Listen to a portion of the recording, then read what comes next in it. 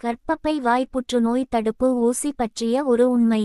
பணத்திற்கு ஆசைப்பட்ட மருத்துவர்களும் சிந்திக்கத் தெரியாத மக்களும் அது பாதுகாப்பானது என்று சொல்லிக் கொண்டிருக்கும் அதே வேளையில் நிறைய மருத்துவர்கள் அந்த தடுப்பூசியின் பாதகங்கள் பற்றி மத்திய அரசுக்கு ஒரு மிகப்பெரிய கடிதம் ஒன்றை அனுப்பி இருக்கிறார்கள். 56 மருத்துவர்கள் கொண்ட குழு மத்திய அரசுக்கு அனுப்பியிருக்க கூடிய கடிதத்தின் சுருக்கம் கீழே.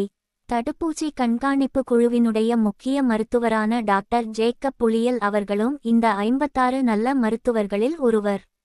இந்த HPV வைரஸ் பாலியல் தொடர்பு மூலம் பரவும் ஒரு வைரஸ் என்றும் இதில் 200க்கும் மேற்பட்ட வகைகள் உள்ளன என்றும் சொல்லப்பட்டுள்ளது.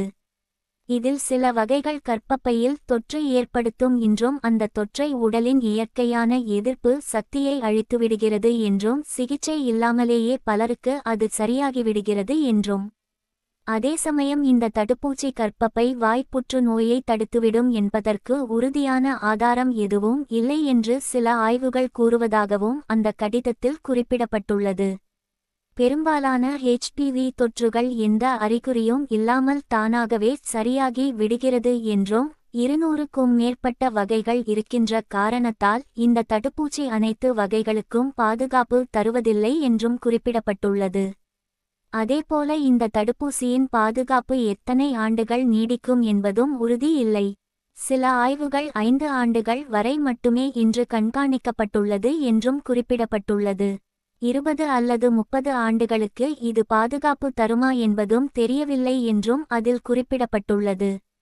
இந்தியாவில் கர்ப்பப்பை புற்றுநோய் விகிதம் மிக குறைவாக உள்ளது என்றும் 1,14.7 பேர் புற்றுநோயால் பாதிக்கிறார்கள் என்றும் மரண விகிதம் 1,09.2 பேர் என்றும் இவ்வளவு குறைந்த விகிதத்திற்கு 9 முதல் 15 வயது சிறுமிகளுக்கு தடுப்பூசி கொடுத்து 1% அளவில் கடுமையான பக்க விளைவுகள் ஏற்படும் அபாயத்தை எடுத்துக் கொள்வது சரியா என்ற கேள்வியை எழுப்புகிறார்கள்.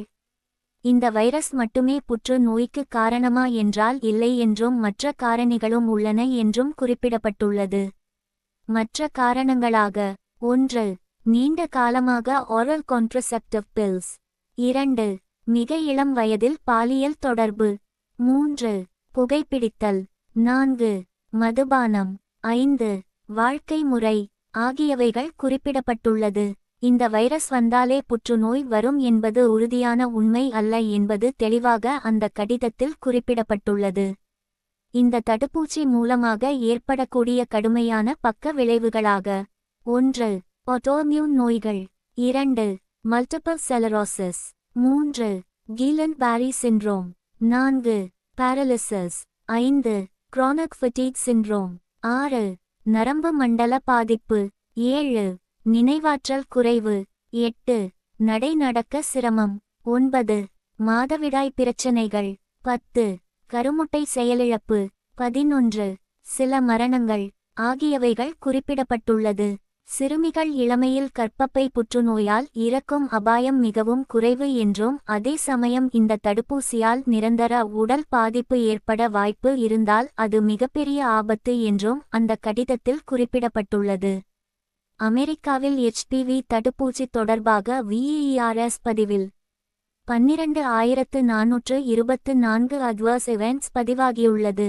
23 மில்லியன் டோஸ் அளிக்கப்பட்டதில் 772 சீரியஸ் இவெண்ட்ஸ் மற்றும் 32 மரணங்கள் பதிவாகியுள்ளது. இந்த காரணங்களால் தடுப்பூசி பாதுகாப்பு குறித்து சந்தேகம் எழுகிறது என்றும் குறிப்பிடப்பட்டுள்ளது. மேலும் இந்தியாவில் ஆந்திர மற்றும் குஜராத்தில் பாத் நிறுவனம் நடத்திய இந்த தடுப்பூசி முயற்சிகளில் இந்த தடுப்பூசியை பெற்ற சிறுமிகளில் 7 மரணங்கள் நிகழ்ந்ததாக கூறப்படுகிறது. இதை பாராளுமன்ற நிலைக்குழு ஆய்வு செய்து 72வது அறிக்கையை வெளியிட்டது. அந்த அறிக்கையில் பல ஒழுங்கினங்கள் மற்றும் ஒழுக்க விதிகள் மீறப்பட்டு இருப்பதாக கூறப்பட்டுள்ளது. ஆனால் முழுமையாக விசாரணை நடந்ததாக தெரியவில்லை என்றும் இதனால் இது தடுப்பூசி திட்டத்தின் நம்பகத்தன்மை கேள்விக்குறி ஆகிறது என்றும் குறிப்பிடப்பட்டுள்ளது. மேலும் இந்த தடுப்பூசி குறித்த முக்கிய கவலைகளாக தடுப்பூசி தயாரிப்பு விபரங்களில் குறிப்பிடப்பட்டுள்ளவை. 1. எல்லா தடுப்பூசி பெற்றவர்களுக்கும் முழு பாதுகாப்பு கிடைக்காது என்றும் ஏற்கனவே உள்ள HPV தொற்று இது குணப்படுத்தாது என்றும் குறிப்பிடப்பட்டுள்ளது. 2. தடுப்பூசியில் உள்ள எஸ்பிபி வகை தவிர மற்ற HBV வகைகளை இது தடுப்பதாக நிரூபிக்கப்படவில்லை என்றும் குறிப்பிடப்பட்டுள்ளது. இந்த தடுப்பூசி ட்ரையல் பற்றிய சந்தேகங்களாக குறிப்பிடப்பட்டுள்ளவற்றில் இதன் ஆய்வுக்காலம் வெறும் 7 மாதங்கள் மட்டுமே. இதன் நீண்ட கால பக்கவிளைவுகள் பற்றி தெரியாது.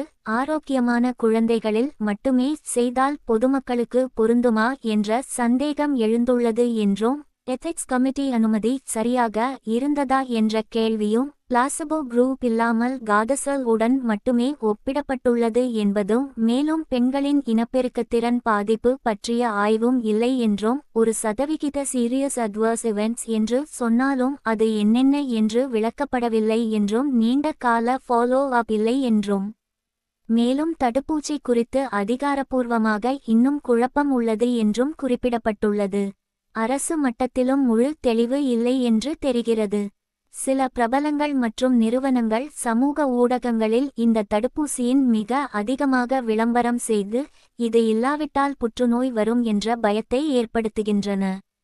இது பொதுமக்களை சந்தித்து தவறாக வழி நடத்துகிறது என்றும் குறிப்பிடப்பட்டுள்ளது. இந்தியாவில் இந்த தடுப்பூசி இல்லாமலேயே கர்ப்பப்பை புற்றுநோய் மரண விகிதம் 32% குறைந்துள்ளது என்று ஆய்வுகள் கூறுகிறது. HPV தொற்று சிறுவயதில் ஏற்பட்டாலும் 20 - 40 ஆண்டுகள் கழித்து தான் புற்றுநோய் உருவாகும் வாய்ப்பு இருக்கிறது. ஆனால் அந்த இடைவெளியில் தடுப்பூசி பாதுகாப்பு நீடிக்குமா? பக்கவிளைவுகள் என்ன ஆகும்? உண்மையான பயன் என்ன?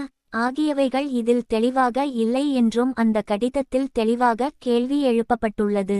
ஊத வேண்டிய சங்கை நான் ஊதி விட்டேன். அனைவர் காதிலும் விழுந்தால் சரி.